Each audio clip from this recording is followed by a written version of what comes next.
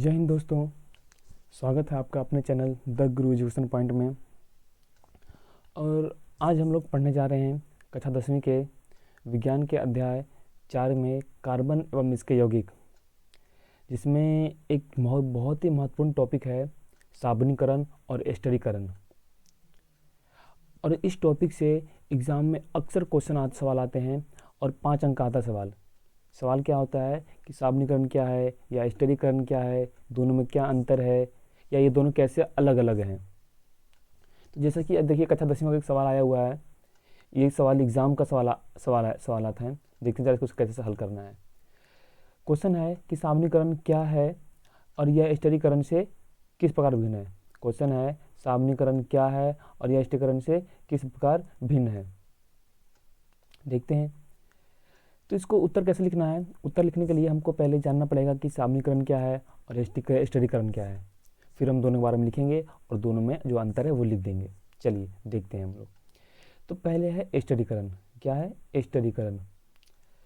तो एस्टर मुख्य रूप से अम्ल एवं एल्कोहल की अभिक्रिया से निर्मित होते हैं। यानी कि जो एस्टर है वो जो मेनली क्या होता है कि जब अम्ल और एल्कोहल अभिक्रिया करते हैं तभी बनता है।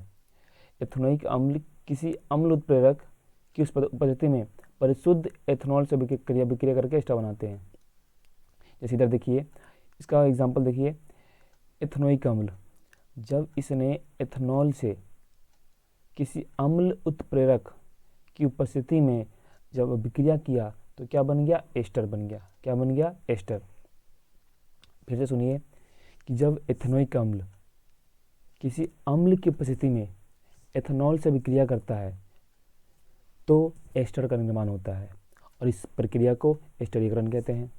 फिर से सुनिए कि जब एथेनोइक अम्ल एथेनॉल से अभिक्रिया करता है अम्ल की उपस्थिति में तो इस अभिक्रिया को एस्टरीकरण कहते हैं। और जो सामान्यतः जो एस्टर होते हैं इसकी गंध मीठी होती है, इसकी गंध मीठी मृदु होती है। इसका उपयोग इत्र बनाने में एवं स्वाद उत्पन्न करने वाले कारक के रूप में किया जाता है। यानी जो एस्टर है, एस्टर का उपयोग इत्र बनाने में, स्वाद उत्पन्न करने वाले कारकों में किया जाता है। तो ये हो गया आपका एस्टरीकरण।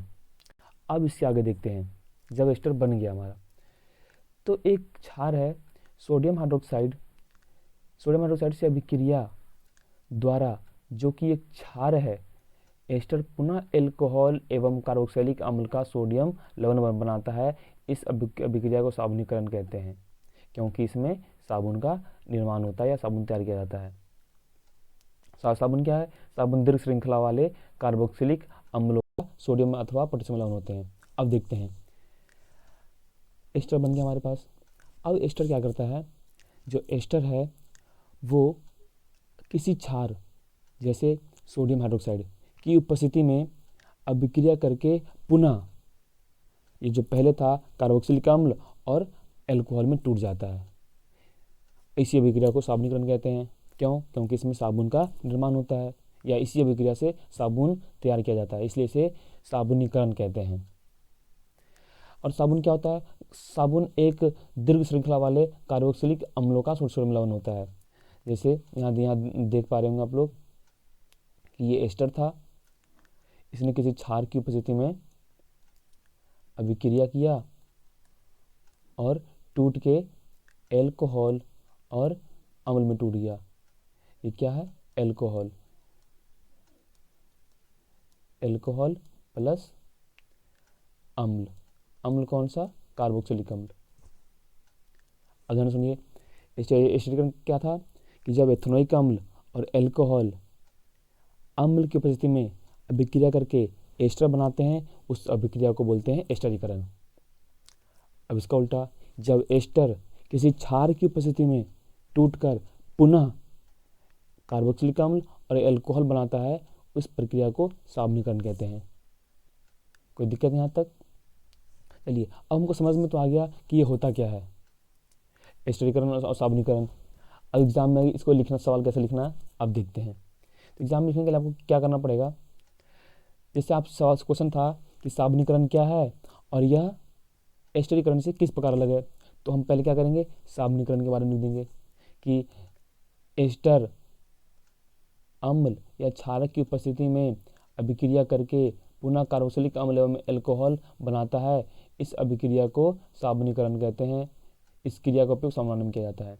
यानी कि जो एस्टर है, जैसे देखिए ये हमारा एस्टर है जिसको बोलते हैं एथाइल एथेनोएट। ये किसी क्षार की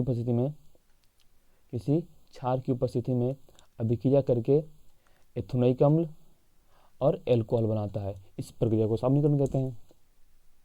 क्यों? क्योंकि इसमें इसी अभिक्रिया के द्वारा साबुनीकरण या साबुन का निर्माण होता है। ठीक है, अब इसके बारे में लिखेंगे कि यह अलग कैसे है, तो लिखेंगे यह अभिक्रिया यानी साबुनीकरण एस्टरीकरण का उल्टा होता है। किसका उल्टा होता है? एस्टरीकरण का। यानी साबुनीकरण और एस्टरीकरण दोनों एक दूसरे के विपरीत हैं। क्यों? यही कारण है कि यह एक दूसरे से भिन्न है। जब दोनों उल्टा हैं तो भिन्न, जाहिर सी बात है दोनों भिन्न होंगे। अतः हम एस्टरीकरण को समीकरण में दिखा सकते हैं। अब हम दोनों में अंतर दिखा देंगे कि जो एस्टर का समीकरण ये है और साबुनीकरण का समीकरण ये है। एस्टर में क्या होता है कि कार्बोक्सिलिक अम्ल प्लस एल्कोहल मिलके क्या बनाते हैं? एस्टर और जल। बीच में क्या है? अम्ल उत्प्रेरक है। एथेनोइक अम्ल किसी अम्ल उत्प्रेरक की उपस्थिति में परिशुद्ध एथेनॉल से अभिक्रिया करके एथाइल एथेनोएट एस्टर तथा जल बनाते हैं। ये देखिए, ये अम्ल है कार्बोक्सिलिक अम्ल और ये हमारा एल्कोहल है। यहाँ पे एक अम्ल आया। अम्ल कौन सा है? H2SO4 hydrogen sulphate. इसने क्या किया? जब ये उत्प्रेरक आया, आपको पता होता क्या होता है उत्प्रेरक क्या करता है कि अभिक्रिया में भाग नहीं लेते, लेकिन अभिक्रिया में रह के उसको तेज कर देते हैं, उसे कहते हैं उत्प्रेरक। तो अम्ल और एथेनॉल दोनों किसकी उपस्थिति में? उत्प्रेरक की उपस्थिति में अभिक्रिया करके एस्टर बनाते हैं, इसलिए इस अभिक्रिया को बोलते हैं एस्टरीकरण। तो अब आपको समझ में आ गया कि साबुनीकरण क्या होता है, एस्टरीकरण क्या होता है। अब दोनों मंत्र भी समझ में आ गया, आप इसको एग्जाम में आसानी से लिख सकते हैं। तो एक बार फिर से रिवीजन कर लेते हैं। क्वेश्चन सवाल था हमारा, साबुनीकरण क्या है और यह एस्टरीकरण से किस प्रकार भिन्न है। तो इसके लिए हमने क्या किया? पहले साबुनीकरण लिख दिया। साबुनीकरण क्या होता है? साबुनीकरण क्या होता है कि एस्टर किसी क्षार की उपस्थिति में अभिक्रिया करके पुनः कार्बोक्सिलिक अम्ल और एल्कोहल बनाता है। इस अभिक्रिया को साबुनीकरण अभिक्रिया कहते हैं, क्योंकि इस अभिक्रिया से साबुन निर्माण किया जाता है। साबुन क्या होता है? साबुन एक कार्बोक्सिलिक अम्ल की लंबी श्रृंखला, दीर्घ श्रृंखला वाली एक सोडियम लवण होती है। जैसे साबुन का आपको सूत्र पता होगा, C17H35 COO और Na+। ये है हमारा साबुन का सूत्र। देख सकते हैं आप इसमें C17, कार्बन कितने हैं? 17 है। कितनी लंबी श्रृंखला होगी ये। ठीक है, तो ये होता है हमारा साबुनीकरण कि जब एस्टर किसी अम्ल या क्षार की उपस्थिति में अभिक्रिया करके पुनः कार्बोक्सिलिक अम्ल और एथेनॉल बनाता है, इसे साबुनीकरण कहते हैं। और यह एस्टरीकरण का उल्टा होता है। क्यों? क्योंकि एस्टरीकरण में क्या होता है कि कार्बोक्सिलिक अम्ल और एल्कोहल मिलके एस्टर बनाते हैं, और हमने दोनों का यहाँ पे समीकरण लिख देंगे। और इस तरह से लिखने से आपके एग्जाम में 5 नंबर पक्के हो गया। कोई दिक्कत? तो उम्मीद करता हूँ आपको आज की क्लास समझ में आई होगी। अगर आपको कोई भी समस्या होती है तो आप नीचे कमेंट में बता सकते हैं। मैं पूरा प्रयास करूँगा कि आपकी समस्या दूर कर सकूँ। तो आज के लिए इतना ही। जय हिंद, जय भारत।